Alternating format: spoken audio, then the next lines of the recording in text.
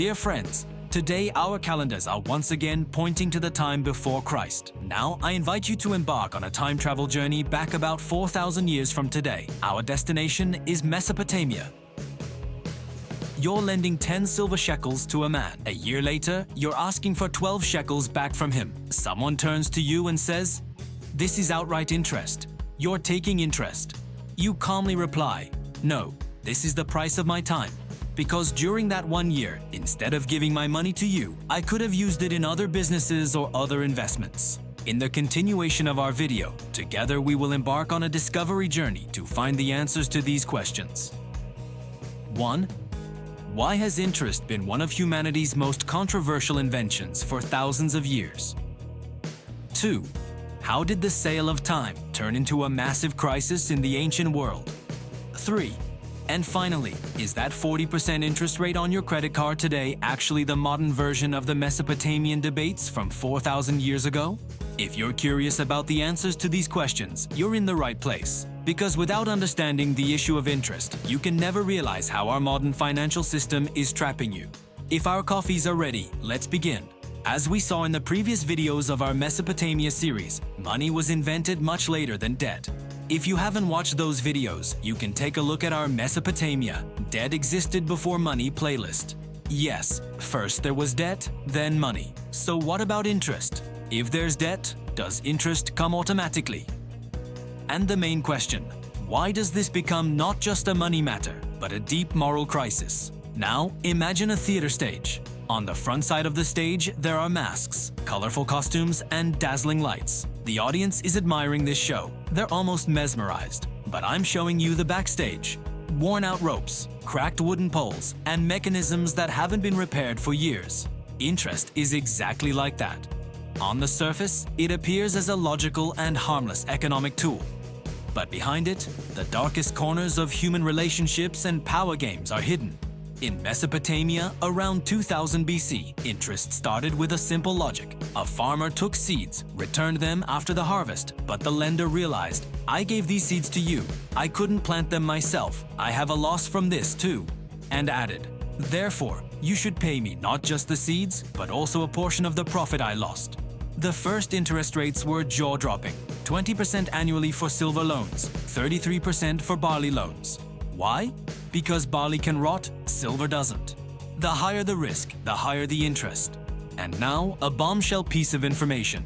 Humanity's known first mathematical tablets were actually interest calculation guides.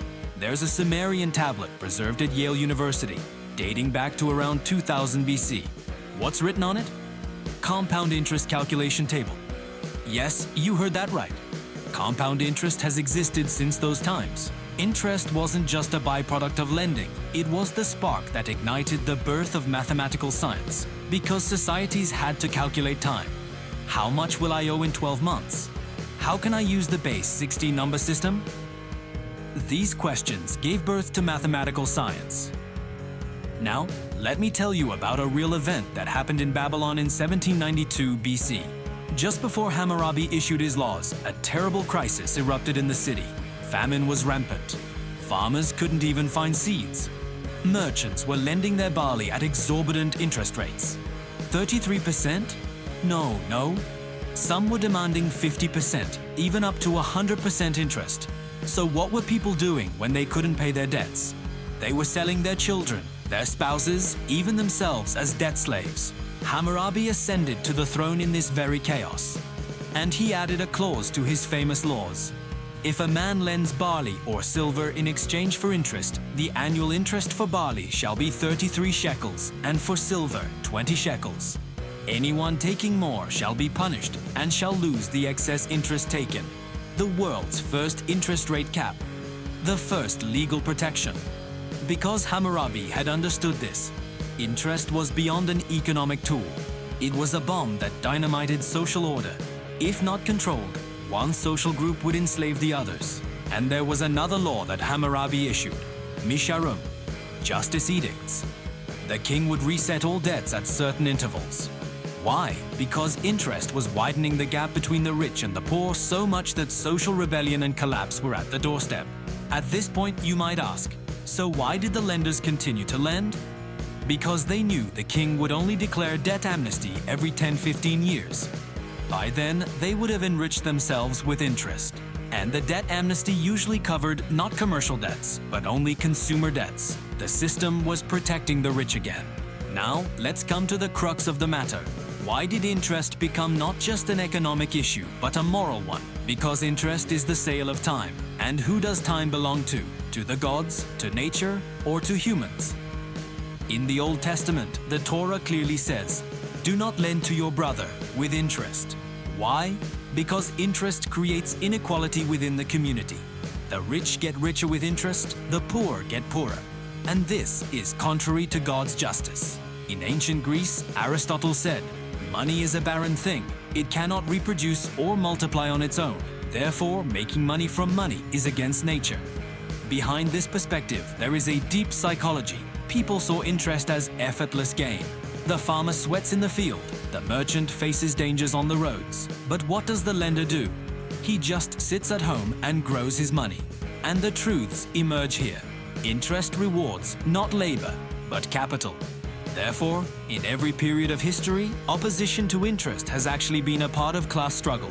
In Islam, riba, interest, is completely forbidden. Why? Because interest is unjust gain and makes exploitation permanent in the economy. There is no fair risk sharing between the lender and the borrower. All the risk is on the borrower. Think about it. If the borrower faces problems or goes bankrupt, the lender still wants his interest and principal back. But if the borrower makes a huge fortune with that money, the lender still only takes his fixed interest. He doesn't become a partner in the entire gain. Exactly an asymmetric relationship. Today, the 40% interest rate on your credit card is twice the rate that Hammurabi banned. And when you use that card, you're experiencing the modern version of the dramatic scenario that caused a Babylonian farmer 4,000 years ago to have to sell his children. If this content has triggered something and led you to deep thoughts, please don't forget to like the video, subscribe to our channel, and turn on notifications. Because the videos in this series don't just tell the past, they give you weapons as powerful as atomic bombs to protect your future. So, is interest always a bad tool in every situation? If you look at it from the perspective that interest also has a power to transform societies, our answer to this question would be, of course not. Because interest made the future calculable. How much debt or how much profit will I have in a year? This question forced people to plan, save, and calculate. Behind the development of writing was trade, but behind the development of trade was interest. Interest was also the pricing of risk. If you're reliable, you borrow at low interest. If not, at high interest. This was, in a sense, the first credit rating system. And interest accelerated capital accumulation. In our previous videos, we saw for what purpose and how the temples were built. Most were financed with interest-bearing loans. Then the temples would store barley, lend that barley to those in need in exchange for interest, and thus, capital would grow. In our next video, we'll cover exactly that. From bricks to bonds. How was construction financed in the ancient world? Because temples, palaces, and walls were built not just with stone, but with debt. But interest's greatest transformative power was this. It created a new class in society. Neither warrior, nor priest, nor farmer, just capital owner. And this class could obtain economic power without having political power. This was the first financial capitalism that history had seen. Now let's go back. You lent 10 silver shekels to that man, asked for 12 back. "You're taking interest," he said. You replied, "No, I'm taking the price of my time." That's what interest is. The sale of time, the pricing of the future. But just like in its sale, here too, there is a buyer and a seller. And throughout history, the losing side in this trade has always been the weaker ones. Today, when you take out a bank loan, use a credit card, pay a mortgage, you're experiencing what that Mesopotamian farmer experienced. The only difference is, now you're not selling your children, you're selling your future years. Interest is a tool in itself, neither completely good nor bad. But what history shows us is this: uncontrolled and unlimited interest corrupts societies and causes moral decay. And Hammurabi knew this, Aristotle knew this, the prophets already knew this. So did you know? Now, thanks to this video, you've learned too. Let's own these insights and this channel that brings them to you. For the continuation, please don't forget to like and subscribe. In our next video, how were the massive structures in the ancient world financed? From Babylon's Hanging Gardens to Egypt's pyramids, they were all actually investment projects. And behind that system, there was debt and interest. From bricks to bonds, how was construction financed in the ancient world?